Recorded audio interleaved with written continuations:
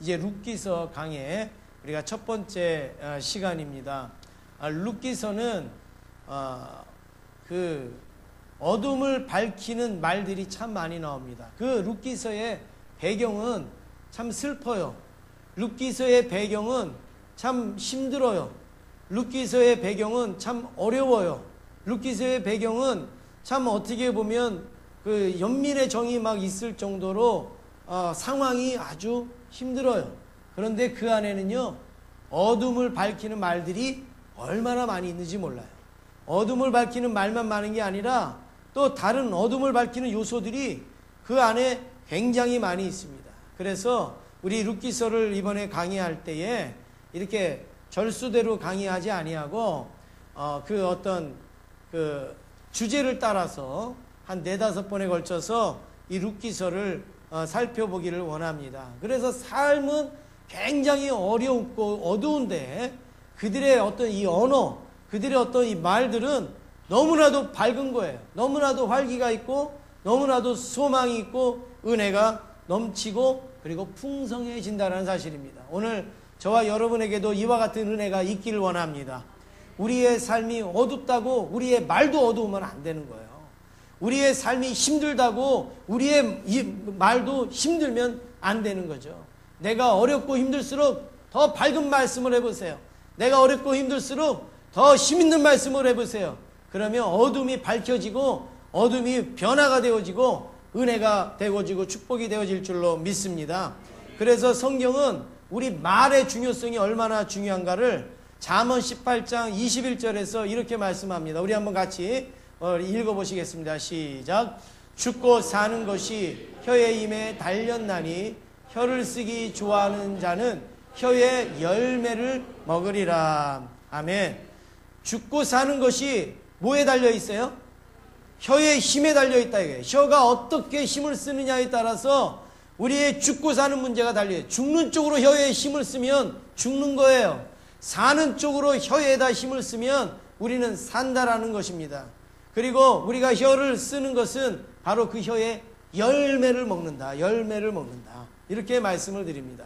내가 말하는 것을 제일 먼저 듣는 사람이 누구라고 그랬어요? 예? 나예요, 나. 나예요, 나. 내 귀하고 입하고는 한 뼘도 안 돼요. 한 뼘도 안 돼요. 그러니까 요만한 핸드폰을 가지고도 우리가 전화 통화를 하잖아요. 내 귀하고 입하고는 한 뼘도 안 돼요. 그러니까 내가 어둠의 말, 그리고 내가 낙심의 말 하면 누가 제일 먼저 듣느냐면 내 귀가 제일 먼저 듣는 거죠. 누가 제일 먼저 영향을 받고 제일 먼저 열매를 맺는가 하면 내가 제일 먼저 영향을 받고 제일 먼저 열매를 맺는 거예요. 그러니까 저쪽에서 누가 내가 미운 사람이 있어갖고 그 사람한테 욕을 팍 하면 그 사람이 욕을 듣기 전에 누가 먼저 그 욕을 듣냐면 내가 그 욕을 듣는 거죠. 그 사람이 그 욕대로 되기보다는 내가 그 욕대로 먼저 되어진다라는 것을 우리가 아시고 우리의 이 말이 어둠을 비추는 말, 우리의 말이 듣기만 해도 막 기분 좋은 말, 우리의 말이 막 생각하면 더 기분 좋은 말, 우리의 말이 시간이 지나면 지날수록 더 기쁘고 감사한 그런 언행과 말이 되어지기를 간절히 소원합니다. 우리 옆에 계신 성도님하고 한번 같이 인사하시겠습니다. 성도님의 말은 너무 달콤합니다. 우리 한번 인사하시겠습니다. 네, 이거 똑같이 하시라 그랬잖아요. 똑같이. 성도님의 말은 너무 달콤합니다. 이렇게 말씀하셨잖아요. 그러니까 성도님의 말은 너무 달콤합니다. 이런 아주 뜰분 것처럼 그렇게 말씀을 하시면 안 되죠. 성도님의 말은 너무 달콤합니다. 우리 같이 하겠습니다. 예, 다르잖아요. 그죠? 그렇게 조금 더 끄냐 덜 끄냐 이게 다르단 말입니다. 그래서 오늘 어둠을 비추는 말이라는 제목으로 함께 말씀을 나누는데요. 첫 번째, 사람을 살리는 말이 있어요. 그 말이 무슨 말이냐? 헌신의 말이라는 거예요. 사람을 살리는 말은 헌신의 말이에요. 룻기에는요, 적어도 4부류의 사람이 등장합니다. 많이도 안 나와요. 룻기에는요, 아주 조촐한 인물들이 나와요. 적어도 한 4부류 나오는데 제일 먼저 누가 나옵니까? 네? 나오미. 예, 나오미가 나와요? 나오미니까 나와야겠죠. 예, 그래도 룻기서에 그래도 그 주인공은 누구예요? 룻이잖아요. 그러면 누가 나와요? 룻 나와요. 그 다음에 룻의 어머니가 누가 나와요? 네, 나오미 시어머니가 나와요. 그 다음에 또 누가 나오죠? 보아스가 나옵니다. 그 다음에 또 어떤 무리가 나옵니까? 동네 사람들, 동네 아줌마들, 이런 사람들이 거기에 나오고 있습니다. 그런데 이 룻의 형편을 먼저 우리가 살펴봐야 이 말씀을 우리가 이해할 수가 있는데요. 오늘 1장 3절에서 5절에 보면 이 룻은 그 시어머니가 나오미예요. 나오미. 그렇죠?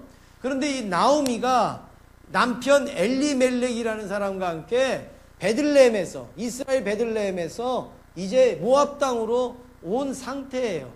거기 와서 사는 거죠. 그리고서 사는데 어떤 일이 일어났느냐? 아주 참 힘든 일이 일어났는데 엘리멜렉이 죽습니다. 죽어요. 객지에 가가지고 죽어요. 그러니까 그 가정에 그 제일 어른이 지금 죽은 거예요. 그런데 거기서 끝이는 게 아니라 아들 둘이 있었는데 아들 둘도 거기서 죽습니다. 그러니까 시어머니도 혼자고 며느리 둘도 혼자고, 이게 정말 객지에서 이런 일을 당했을 때 여러분 얼마나 이 고통이 크겠어요? 얼마나 힘들겠어요? 아마 여러분들이 당하는 고통이 있을 거예요. 여러분이 당하시는 어려운 일이 있을 거예요. 그런데 오늘 이 나오미나 룻과 같이 어려울까 한번 생각을 해보시기 바랍니다. 남편 아버님이 돌아가셨어요. 그리고 아들 둘이 이제 죽었어요. 이제 나오미하고 며느리 둘만 남은 상태입니다. 그래서 이제 나오미는 어떤 결심을 내리냐면 고향으로 돌아가려고 합니다. 사람은 지치고 힘들고 실패하면 어디로 돌아가려고 그래요? 고향으로 돌아가려고 그래요. 고향으로 돌아가면 창피할 수도 있어요. 아는 사람들이 손가락질할 수도 있어요. 그래도 고향에 가야 비빌 수가 있어요. 그래도 고향에 가야 그래도 내가 일어설 수가 있어요. 그러니까 사람들이 힘들고 어려우면 또 고향을 찾게 되어지는데 나오미도 마찬가지입니다. 그래서 이 베들레헴으로 가자. 이제 우리 베들레헴으로 가자. 이곳에서 우리 여자끼리 어떻게 사냐? 베들레헴으로 가자. 그리고서 딱 떠나려고 하는데 갑자기 이 나오미에게 생각이 탁 스치고 지나갑니다. 어떤 생각이 지나갑니까? 나는 내 고향이 베들레헴이라서 베들레헴으로 돌아가죠. 내 며느리 둘은 이스라엘 사람들이 아니에요. 이방 여인들이에요. 근데 이 여인들이 남편도 없는데 시어머니를 쫓아서 베들레헴으로 간다. 여러분 쉬운 일이에요? 어려운 일이에요? 어려운 일이죠. 어려운 일이에요. 남편도 없잖아요. 그리고 젊었어요. 그런데 내 나라도 아니고 이 어머니의 나라에 같이 가자라고 할 때에 이 며느리들이 얼마나 고민이 됐겠어요. 얼마나 힘들었겠어요. 그런데 그걸 먼저 시어머니 나오미가 알았습니다. 그래서 며느리 둘을 불러놓고 이렇게 얘기를 합니다. 11절 우리 한번 같이 읽겠습니다. 11절 함께 읽겠습니다. 나오미가 이르되 내 딸들아 돌아가라. 너희가 어찌 나와 함께 가려느냐. 내 태중에 너희의 남편 될 아들들이 아직 있느냐. 예. 지금 여기에 내 딸들아 돌아가라 그랬어요. 돌아가라. 나는 베들레헴으로 가니까 너희들은 너희가 갈 길로 가라 이거죠. 새 시집을 가든지 뭐 하든지 너희의 갈 길로 가라. 이렇게 말을 합니다. 이게 나오미가 시어머니에 대한 하나의 예의 아니겠어요? 시어머니에 대한 하나의 어떤 그 며느리에 대한 배려라고 말할 수가 있습니다. 그러면서 내 태중에는 너희의 남편 될 아들들이 아직 있느냐? 그게 무슨 말이에요? 형이 죽으면 그 형수를 누가 책임져야 돼요? 이스라엘에서는. 동생이. 또 동생이 죽으면 또 누가 책임져야 돼요? 또 그 밑에 동생이. 이렇게 해갖고 책임을 지. 이게 고엘 제도라는 거예요. 고엘 제도. 이스라엘에 이런 제도가 있어요. 그러니까 나오미가 아들을 낳으면 이 며느리들이 누구의 아내가 될 수 있어요? 이 아들의 아내가 될 수가 있어요. 그런데 지금 나오미가 아들을 낳을 수 있는 나이가 아니잖아요. 그러니까 나는 아들도 낳을 수도 없고 너희들한테 어떻게 해줄 수 있는 게 아무것도 없다. 그러니까 너희들은 가라. 돌아가라. 이 나오미가 이렇게 이야기를 하고 있습니다. 어떻게 보면 나오미는 같이 가고 싶은 마음이 있을지도 몰라요.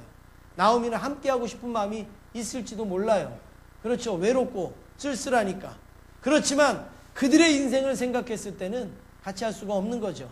그래서 가라 이렇게 얘기를 했습니다. 이럴 때 오르바라고 하는 이 룻의 동서는 그냥 잽싸게 나오미한테 와서 입 맞추고 어머니 아이고 어떻게 하시려고요? 그러면서 입 맞추고 딱 떠납니다.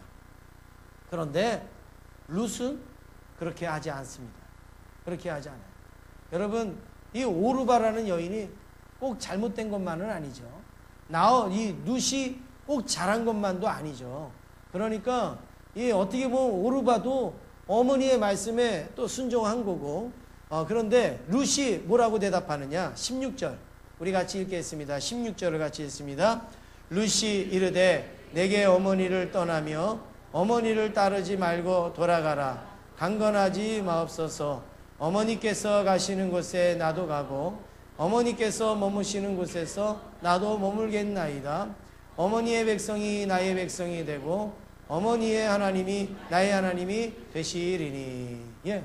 지금 룻이요 이렇게 말합니다. 오르바는 입 맞추고 떠나는데 룻은 어머니 그런 말씀하지 마세요.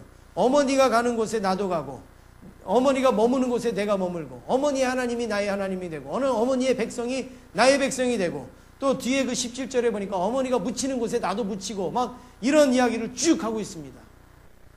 여러분들의 딸이 이런 상황에서 시어머니한테 이렇게 대답했다 그러면은 친정 엄마는 뭐라고 그러겠어요? 아이고 잘했다 역시 내 딸밖에 없어 그러겠어요? 아이고 등신아 그러지 않겠어요? 그게 맞는 거지만 현실이 그렇지 않잖아요. 현실이 그렇지 않죠. 그런데 룻은 현실이 그렇지 않지만 룻은 그렇게 하지 않았어요. 룻은 어머니에게 어머니 나한테 강건하지 마세요. 어머니가 가는 곳에 나도 가고 어머니가 머물면 나도 머물고 어머니의 백성이 나의 백성이고 어머니 하나님이 나의 하나님이 됩니다. 어머니가 묻힐 때까지 나도 거기 함께 있겠습니다. 이렇게 이야기를 합니다. 왜 그랬습니까? 어머니한테 뭐 있어야 뭐가 나올 것 같아요? 어머니에게 뭐 숨겨놓은 땅이 있는 것 같아요? 어머니에게 숨겨놓은 뭐 빌딩이 좀 뭐 있을 것 같아요? 아니에요. 룻은 그게 아니라 어머니가 힘들고 어려운데 내가 떠날 수 없다라는 마음이죠. 내가 함께 해야 되겠다라는 그런 마음입니다. 여러분 그렇습니다. 사람이요 잘 되고 또 별일 없을 때는 떠나는 것도 쉬워요. 그런데 어렵고 힘들 때는요 떠날 수가 없는 거예요. 그걸 내비두고 어떻게 떠납니까? 시어머니가 됐든 누가 됐든지 간에 마찬가지죠. 우리가 뭔가 안정이 되었을 때는 모르지만 그렇지 않았을 때는 힘든 거예요. 지금 룻도 마찬가지입니다. 어머니가 지금 혼자서 베들레헴에 갈 걸 생각하니까 발걸음이 안 떨어지는 거죠. 그래서 어머니가 가는 곳에 나도 가겠습니다 라고 이야기를 합니다. 여러분 그렇습니다. 이게 바로 헌신이에요. 헌신. 지금 룻이 가든지 안 가든지 상관없어요. 갔느냐 안 갔느냐 상관없어요. 룻이 시어머니에게 이런 이야기를 했느냐 안 했느냐 이게 중요한 거죠. 이런 이야기를 하기가 어렵지 않습니까? 그런데 룻이 이런 이야기를 한 것은 어머니에게는 어머니를 살리는 말이었어요. 어머니를 살리는 헌신이에요. 자기의 인생을 포기하고 어머니를 살리겠다고 하는 그 헌신의 말을 이 룻이 했다라는 사실입니다. 오늘 우리 시대는 사사시대와 같습니다. 사사시대의 특징 중에 하나는 무엇이냐면 그 사사시대에는 헌신이라는 게 없어요. 헌신. 사사시대라고 하는 것은 다 개인적인 것밖에 없습니다. 자기의 유익, 자기의 형편, 또 자기의 즐거움, 자기의 생활, 다 자기의. 그래서 사사기에 보면 몇 번씩 나오는 그 요절이 있어요. 무슨 말씀이에요? 다 자기의 소견에 옳은 대로 행하였더라. 사사시대는 한마디로 자기 소견에 옳은 대로 한 거예요. 내가 옳으면 옳은 거예요. 내가 좋으면 좋은 거예요. 내가 아니면 아닌 거예요. 이게 사사시대예요. 지금 그런 시대에 룻은 자기를 돌보지 아니하고 어머니를 돌봤다는 거예요. 어머니를. 그리고 어머니가 가는 곳에 나도 가겠습니다라고 이야기할 때 그 말 자체로도 이 헌신의 말이었던 것을 알 수가 있습니다. 여러분 어쩌면 오늘날에는 이 룻과같이 이야기하면 바보라는 소리를 들을지 몰라요. 그렇지만 어머니의 백성이 나의 백성이 되고 어머니의 하나님이 나의 하나님이 되리라는 이 말씀 때문에 룻이 살게 되어졌고, 또 그 말로 인하여서 나오미가 살게 되어졌고, 그리고 그 말로 인하여서 룻의 가문에서 메시아가 나오는 이 엄청난 가문을 만들게 되어졌다는 사실을 여러분 고백하시기를 원합니다. 그래서 오늘 우리들도, 여러분들도 헌신의 말을 좀 많이 하세요. 헌신의 말. 누군가를 좀 살리고 무엇인가 유익을 주고 무엇인가 좀 힘을 주게 하는 헌신의 말을. 목사님, 그거 아무도 안 해요? 그러면 제가 한번 해볼까요? 이런 말이 헌신의 말이죠. 우리가 하나님 앞에 내가 이거 해갖고 손해보면 어떡하지? 내가 이거 해갖고 내가 힘들면 어떡하지? 내가 이거 해갖고 다 뒤집었으면 어떡하지? 내가 이거 해가지고 또 속상해지면 어떡하지? 여러분, 속상해도 하나님을 기쁘시게 하고 하나님의 영광을 위하는 일이라면 하는 거예요. 감당하는 거예요. 내가 뭐 좀 해보다가 조금 안 되면 에휴, 나 안 해버려. 여러분, 이게 우리에게는 헌신이 없는 우리의 모습 아니겠습니까? 그냥 끝까지 헌신하는 거예요. 하나님 앞에서도 이런 헌신의 말을 하는 거예요. 계속 여러분이 기도하시고 예배를 드리면서 하나님 앞에 헌신의 말을 해보세요. 그러면 그 복이 누구에게 오느냐면 그 복이 바로 저와 여러분 자신에게 돌아오게 되는 줄로 믿습니다. 안 믿으세요? 안 믿으세요? 뒤통수 맞을 것 같아요? 헌신하는 말 했다가 뒤통수 맞고, 헌신하는 말 했다가 내가 뭐 이렇게 발목 잡히고, 여러분 그럴 것 같아요? 안 그렇습니다. 헌신하는 말을 하나님 앞에 하면 여러분 헌신의 열매를 하나님이 따게 하실 줄로 믿습니다. 오늘 우리에게 이런 부분이 있어요. 요즘 우리 찬양대가 약간 인원이 조금 이제 1, 2부 예배 나누면서 좀 적어졌어요. 여러분, 이럴 때에 목숨 걸고 나와야 되는 거죠. 저 사람도 빠지고 저 사람도 빠지는데 나까지 빠지면 안 되지. 그러고서 목숨 걸고 나오는 거예요. 그게 헌신의 말이에요. 그런 게 헌신의 말이라는 거죠. 저 사람도 빠지고 나도 빠지는데 저 사람도 빠지고 이 사람도 빠지는데 나 빠지면 어때? 여러분, 이거는 사사시대예요. 사사시대. 오늘 적어도 우리는 이 룻과 같은 모습이 있어야 돼요. 자기에게 유익이 있어요. 자기에게 뭐가 있어요. 욕만 먹지요. 또 힘만 들지요. 그런데 이 룻은 헌신의 말을 했을 때 그 헌신의 말로 나오미가 살았어요. 나오미가 사니까 나중에 자기도 살고 자기의 가문도 살고 메시아가 태어나는 그런 놀라운 일들이 일어나게 되어졌다는 사실. 두 번째로 살펴볼 때 사람을 세우는 솔직한 말이 필요합니다. 사람을 세우는 솔직한 말. 그러니까 사람을 세우는 거는요, 솔직한 말이 사람을 세우는 거예요. 여러분, 대통령을 보좌하는 사람들은 대통령을 어떻게 세워요? 어떻게 세워요? 의자 치우면 세워요? 앉을 데가 없으니까 의자 치우면 세워요?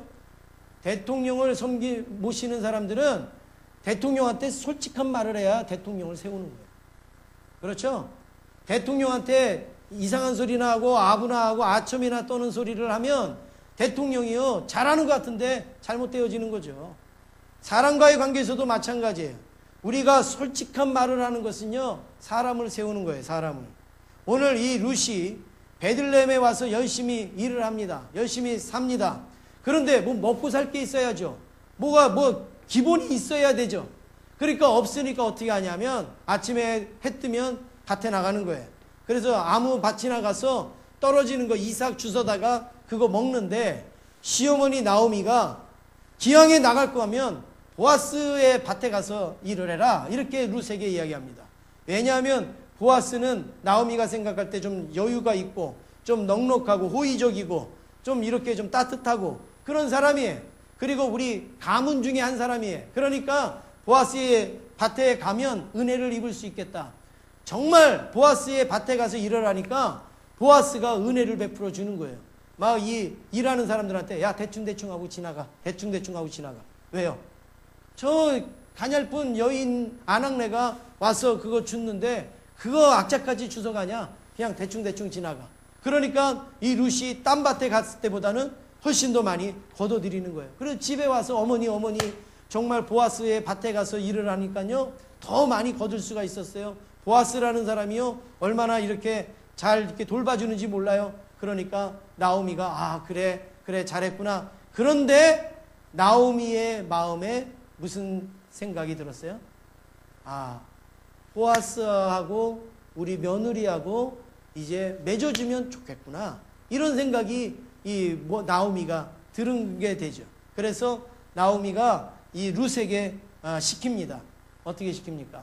너는 추수가 끝나면 먼저 일찍 가서 목욕을 하고, 그리고 보아스의 이불 밑에 가서 드러누워 있다가 보아스가 들어오면 당신이 나의 기업물을 짭니다. 이렇게 이야기를 하라고 가르쳐 줍니다.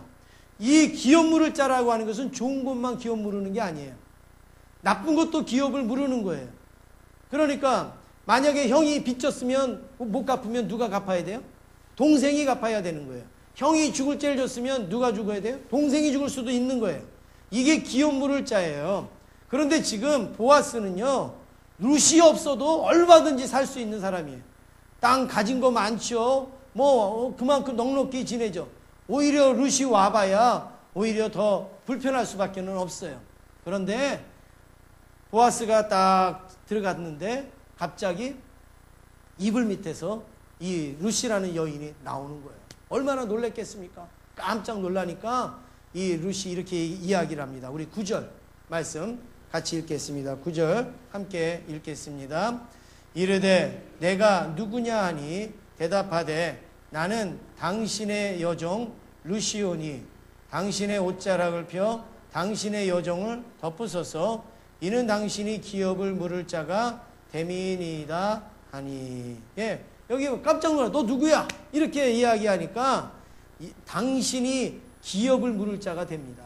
그러면서 당신의 옷으로 나를 덮어주세요. 이 말이 한마디로 말하면 뭐예요? 나를 아내로 맞아주세요, 이거죠. 나를 아내로 삼아주세요, 그런 이야기입니다. 여러분, 지금 이 룻이 이렇게 이야기한 것은 굉장히 솔직한 거예요. 그렇죠? 굉장히 정직한 말입니다.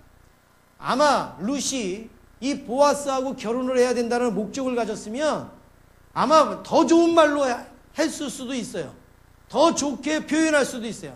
제가 보니까요, 당신은 너무 멋있어요. 제가 보니까는 정말 당신은 너무 훌륭해요.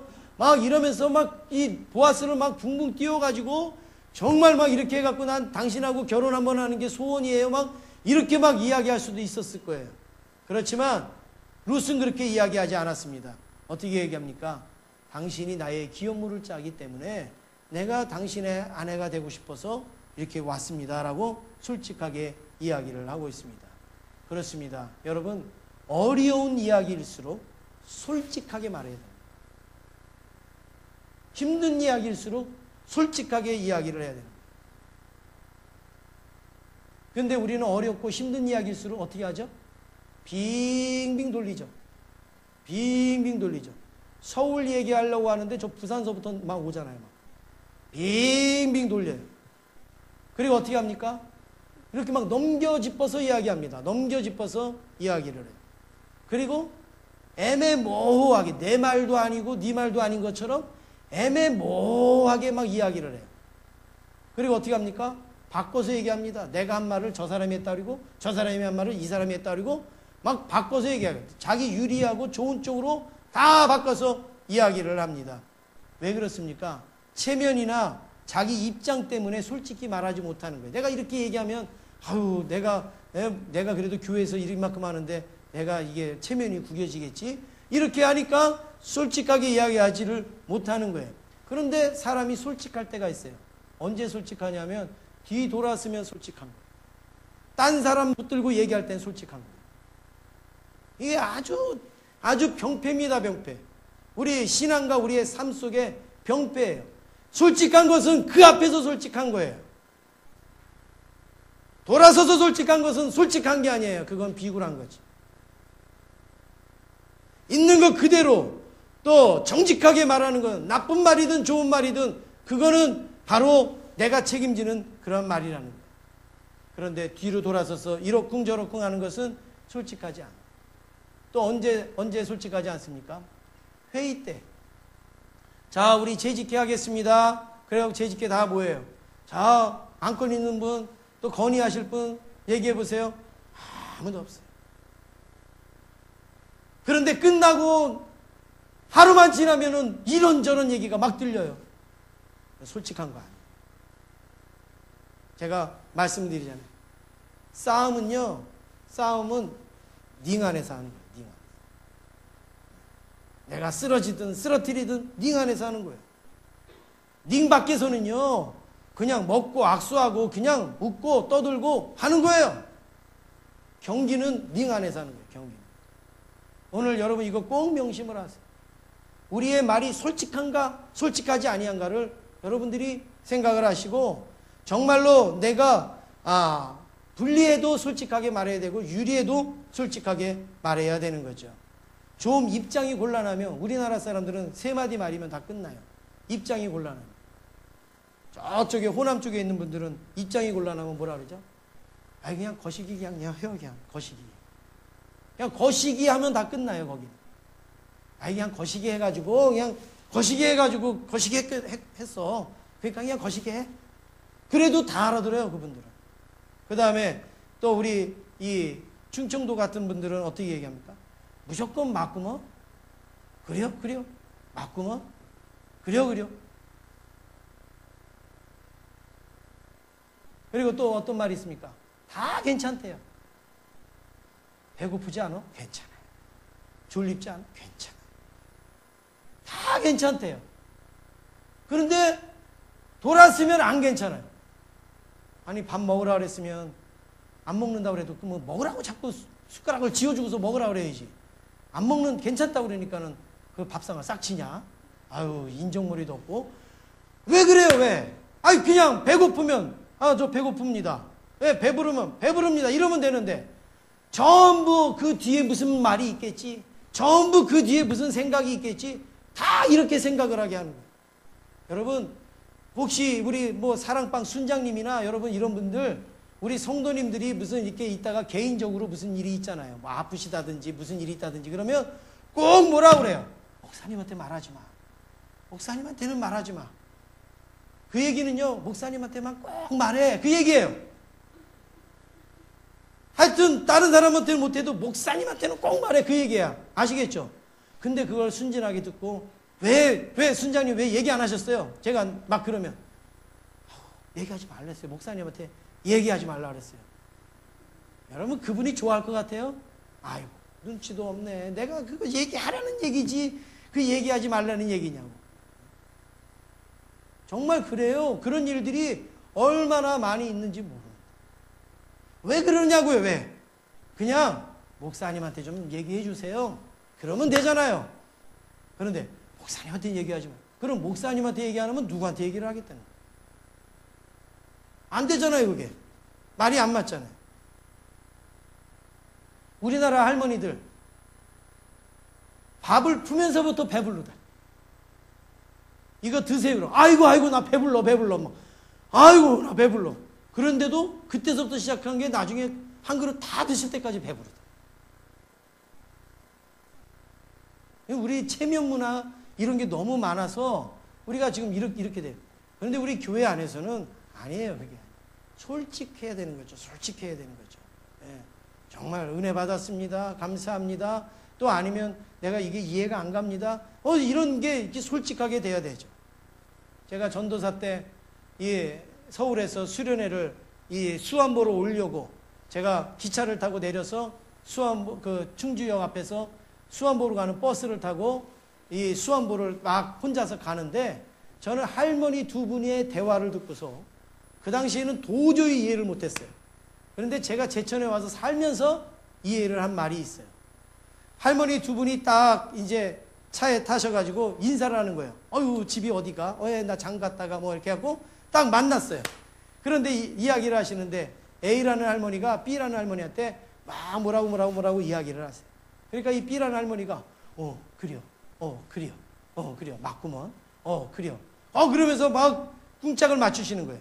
그러니까 이 A라는 할머니가 이야기가 다 끝나니까 그 다음에 B라는 할머니가 A라는 할머니한테 막 말씀을 하시는데 이 B라는 할머니도 그래요. 맞구먼. 그래요. 맞아.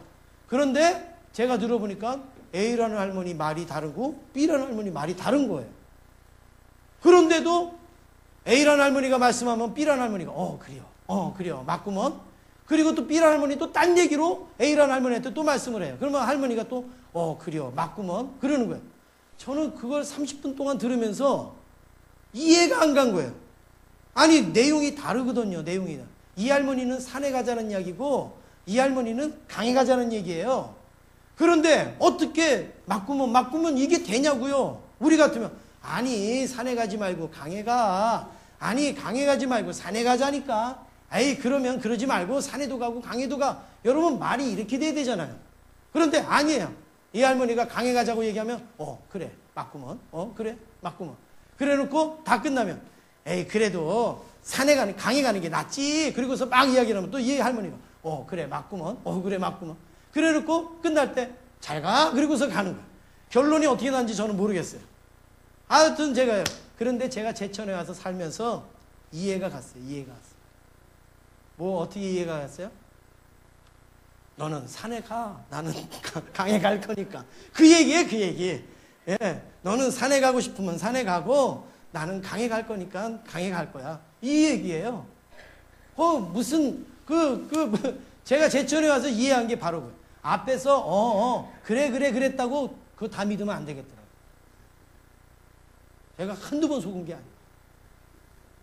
분명히 앞에서는 그래 네 그랬는데 나중에 보니까 그게 그 말이 아니지. 그게. 여러분 마태복음 5장 37절에 보면 오직 너희 말은 옳다 아니라 하라. 이에서 지나는 것은 악으로부터 나니라 이렇게 말하고 있습니다. 여러분 오늘 우리의 이 말이 옳든지 그르든지 분명한 의사표현을 하는 것, 솔직한 말은 그 사람을 세우는 거예요. 근데 솔직하지 않으면 그 사람을 막 흔드는 거예요. 그 사람을 막 무너뜨리게 하는 거예요. 세 번째로 살펴볼 때 사람을 헤아리는 말이 있는데 그 말은 배려하는 말입니다. 사람을 헤아리는 말인데 그 말은 배려하는 말인데요. 루시 보아스에게 그 말했을 때 얼마나 창피했겠어요. 그렇죠. 만약에 보아스가 그 얘기를 듣고 이런 앙큼한 거 막 이렇게 얘기를 하면 얼마나 이 루시 창피하겠어요. 그 자리에서. 그런데 보아스가 얼마나 배려의 말을 잘했는가 한번 보세요. 3장을 한번 보세요. 3장 10절을 한번 보시겠습니다. 3장 10절 같이 읽겠습니다. 그가 이르되 내 딸아 여호와께서 내게 복 주시기를 원하노라. 내가 가난하건 부하건 젊은 자를 따르지 아니하였으니 내가 베푼 인애가 처음보다 나중이 더하도다. 예? 보아스의 이 말이 얼마나 멋있습니까? 야, 그렇게 생각하지 마. 그러면서 내가 베푼 인애가 처음보다 나중이 더하다. 여러분 이 말이 뭐예요? 지금 룻이 두 번의 인애를 베푼다는 거예요. 지금 두 번에. 처음에 베푼 인애가 있고 나중에 베푼 인애가 있다는 거죠. 그런데 처음에 베푼 인애보다 나중에 베푼 인애가 더 크다는 거예요. 처음에 베푼 인애가 뭐겠어요? 어머니가 어디로 가시든지 내가 따라가게 하겠습니다. 이게 처음에 베푼 인애라는 거예요. 그 동네 사람들이 그걸 다 알고 있었던 거예요. 야, 저런 효부가 어딨냐? 그걸 다 알고 있었던 거예요. 그런데 두 번째 인애는 뭐냐? 네가 나한테 와서 아내로 삼아달라고 말하는 것은 그건 더 큰 인애라. 이렇게 이야기하는 거예요. 그러니까 너무 잘한 일이다. 너무 잘한 그 말이다. 그 이야기를 하는 거예요. 여러분 그 배려하는 말을 이 룻이 들었을 때 얼마나 힘이 났겠어요. 얼마나 감사했겠어요. 요망한 것 이렇게 얘기하면 이 룻이 얼굴을 못 들잖아요. 그런데 이렇게 말을 할 때 이 룻에게는 아주 힘이 되어졌다라는 말이죠. 여러분 배려하는 말은 상대방의 마음을 헤아릴 때에 나올 수가 있는 거죠. 내가 이렇게 말을 했는데 저 사람이 이 말로 인해서 얼마큼 용기를 얻을까 힘을 얻을까. 그 동화책에 나온 이야기입니다. 실질적으로 있었던 이야기입니다. 어떤 아이가 조금 모자란 아이가 있었어요. 근데 그 아이가 추운 겨울날 이제 대변을 싼 거예요. 쉬는 시간에. 그러니까 그 짝이 걔를 보고 야, 너 저기서 똥 싸면 어떻게? 그렇게 하지 않고 자기가 그걸 다 씻겨주고 다 치워주고 냄새가 날까봐 창문을 탁 열어놓습니다.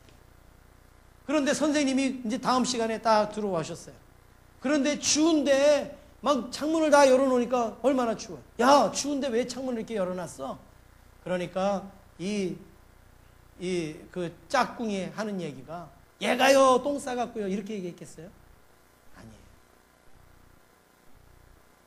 선생님 오늘 왜 이렇게 우리가 더운지 몰라요. 그래가지고요 잠깐 문 열어놨으니까요 조금 더운 것만 가시면 문 닫을게요.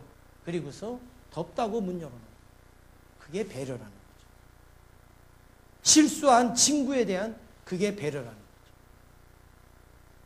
글쎄요 얘가요 아이고 화장실에도 못 가고 막 해갖고 여기서 막 우리 이렇게 되기가 쉬워요.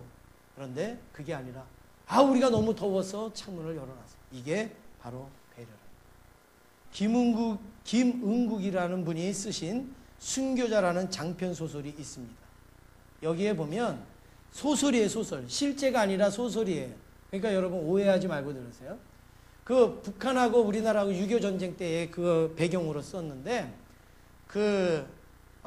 북한 인민군이 와서 예수 믿는 목사님 12분을 데리고 갔다는 거예요. 산으로.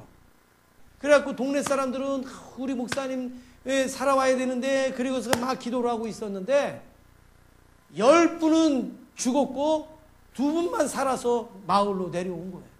그러니까 동네 사람들이 아니 나머지 10분은 어떻게 되고 목사님 2분만 내려오셨습니까? 그렇게 이야기를 하니까 아무 말도 안 하는 거예요. 이 2분 목사님이. 아무런 말씀도 안 하는 거예요. 그러니까 사람들이 이제 점점 수근수근거리기 시작합니다.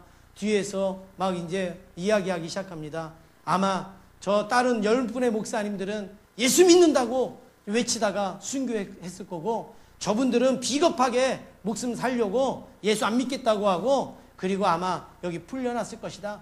그러면서 막 동네 사람들이 수근수근거립니다. 이제는 그 목사님들이 지나가면 째려봅니다. 그리고 아는 체도 안 합니다. 그냥 막 그렇게 막 해요. 이 목사님 2분은 그런데도 불구하고 아무 말도 없이 그렇게 지내는데 어느 날 그 목사님들을 죽였던 그 인민 그 장교가 잡히게 되어졌어요. 잡히게 되어져 가지고 그 마을에 있는데 그 인민군 장교가 이상한 걸 보게 됐어요.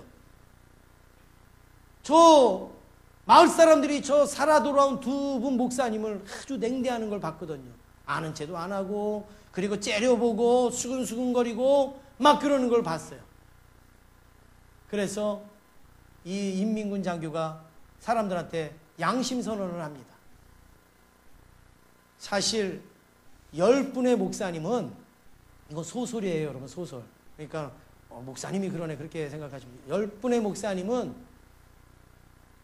목숨이 무서워서 살겠다라고 신앙을 이제 이렇게 타협을 했기 때문에 죽었고 2분의 목사님 중에 한 분은 정신이 너무 쇠약해져서 살려보내드린 거고 한 분 목사님은 정말로 목숨 걸고 하나님을 믿는다고 하는 그 신앙에 감동을 받아서 그 2분만 풀어드리고 나머지는 다 이렇게 했습니다. 그 이야기를 인민군 장교가 한 거예요. 그랬을 때 그 사람들이 이제 막 그 목사님한테 얼마나 죄송합니까? 그것도 모르고 막 수근수근거리고 째려보고 했으니까 목사님 왜 그러면 우리한테 왜 말씀을 하지 않았어요? 왜 그걸 왜 우리한테 알려주지 않았어요? 그때 그 목사님이 아주 위대한 말을 합니다. 그것은 죽은 목사님들에 대한 배려입니다. 저 사람들은 예수님 안 믿는다고 해갖고 죽었고 나는 예수 믿는다고 해서 살았어요. 여러분 이렇게 하는 것은 자기는 좋을지 몰라도 죽은 분들에 대한 예의가 아니라는 거예요. 죽은 분들에 대한 배려가 아니라는 거예요. 그러니까 본인이 욕을 먹어도 그냥 지나고 있었던 거예요. 본인이 욕을 먹어도 그렇게 살았다는 겁니다. 여러분 그렇습니다. 배려하는 말은 바로 사람의 마음을 헤아리는 거죠. 마지막으로 4번째 사람을 풍요롭게 하는 말이 있어요. 그건 무슨 말이에요? 축복의 말이에요. 사람을 풍요롭게 하는 말은 축복의 말입니다. 룻기서에는 축복의 말이 얼마나 많이 나오는지 몰라요. 4장밖에 안 나오지만 그 안에는 축복의 말이 너무너무 많이 나옵니다. 축복의 말만 한번 살펴보고 마치도록 하겠습니다. 2장 12절 말씀입니다. 2장 12절 우리 함께 같이 읽으시겠습니다. 여호와께서 내가 행한 일에 보답하시기를 원하며 이스라엘의 하나님 여호와께서 그의 날개 아래에 보호를 받으러 온 내게 온전한 상 주시기를 원하노라 하는지라. 예, 여기에 보니까 여호와께서 그의 날개 아래에 보호를 받으러 온 내게 온전한 상 주시기를 원하노라. 보아스가요 이 룻을 향하여서 그렇게 얘기한 거예요. 야, 그런 말 하지 마. 너는 하나님께서 복 주실 사람이야. 너는 하나님께서 상 주실 사람이야. 너 지금 가난하다고 없다고 그렇게 생각하지 마. 하나님께서 복 주실 사람이야. 바로 이런 축복의 말을 하고 있다라는 겁니다. 또 2장 20절 우리 같이 읽겠습니다. 시작. 나오미가 자기 며느리에게 이르되 그가 여호와로부터 복받기를 원하노라. 예, 누구로부터 복받기를 원해요? 여호와로부터 복받기를 원하노라. 누가요? 시어머니가 며느리 룻에게 여호와의 복을 받기를 원하노라 이렇게 고백. 얼마나 아름다운 모습입니까? 얼마나 아름다운 모습. 어떤 시어머니는 그랬대잖아요. 교회 가서 예수 믿고 구원받고 천국 가니까 나 교회 안 간다. 왜 그러냐고. 며느리도 교회에 다니시고 그러는데 왜 그러시냐고. 그랬더니 그냥 제가 그 할머니가 한 말씀 그대로 할게요. 그냥 저 원래 그렇게 좀 쌍스러운 사람이 아닌데 그 할머니가 하신 말 그대로 그냥 그래야지 표현이 되니까. 전현이 가는 천국에 나는 안 간다. 네, 저는 원래 그런 말 잘 안 해요. 근데 그 할머니가 그랬다니까. 전현이 가는 천국엔 나 안 간다. 여러분, 근데 오늘 나오미 보세요. 자기 며느리에게 여호와로부터 복받기를 원하노라. 얼마나 멋있습니까? 또 3장 10절 말씀을 보겠습니다. 3장 10절 우리 같이 읽겠습니다. 그가 이르되 내 딸아 여호와께서 내게 복 주시기를 원하노라. 예? 그냥 나오미가 입만 열면 복 주시기를 원하노라. 복 주시기를 원하노라. 4장 14절 마지막으로 보시겠습니다. 4장 14절 말씀 함께 읽겠습니다. 여인들이 나오미에게 이르되 찬송할지로다. 여호와께서 오늘 내게 기업물을 자가 없게 하지 아니하셨도다. 이 아이의 이름이 이스라엘 중에 유명하게 되기를 원하노라. 예, 동네 사람들이요 나오미를 막 축하하는 거예요. 왜요? 보아스하고 룻이 결혼해갖고 누굴 낳았어요? 요런 아들을 낳았어요. 요런 아들을. 예, 요런 아들을 낳았어요. 그러니까 이 동네 사람들이 나오미에게 막 축하하는 거예요. 아, 축하해요. 그러면서 이제 유명한 그런 사람이 되기를 원하노라. 이렇게 축복을 하는데 여러분 한번 보세요. 만약에 룻이 이렇게 와갖고 보아스하고 결혼해갖고 아들 낳았으면 대부분 동네에서 뭐라 그러겠어요? 저런 요망한 게 들어와가지고 저 보아스를 꼬셔가지고 그랬다고 막 그 동네 사람들이 막 수근수근거리지 않겠어요? 아우 저거 막 아주 그냥 요물단지가 들어와갖고 막 그럴 거예요. 근데 동네 사람들이 다 축복을 해주고 있어요. 얼마나 아름다운 모습. 오늘 저와 여러분 하나님 앞에 축복의 말씀으로 사람을 풍요롭게 하시는 그런 모습이 있으시길 원합니다. 그래서 우리 교회에는 사람을 살리는 헌신적인 말만 있기를 원합니다. 우리 교회는 사람을 세우는 그런 솔직한 말이 있기를 원합니다. 아멘 할 때까지 오늘 안 끝날 거예요. 오늘 우리 교회는 사람을 헤아리는 그런 배려의 말이 있기를 원합니다. 사람을 풍요롭게 하는 축복의 말들이 넘치기를 원합니다. 그래서 우리 성경에도 있고 찬양에도 있지 않습니까? 나의 입술의 모든 말과 나의 마음의 묵상이 주께 연락되기를 원하네. 우리 같이 해보겠습니다. 나의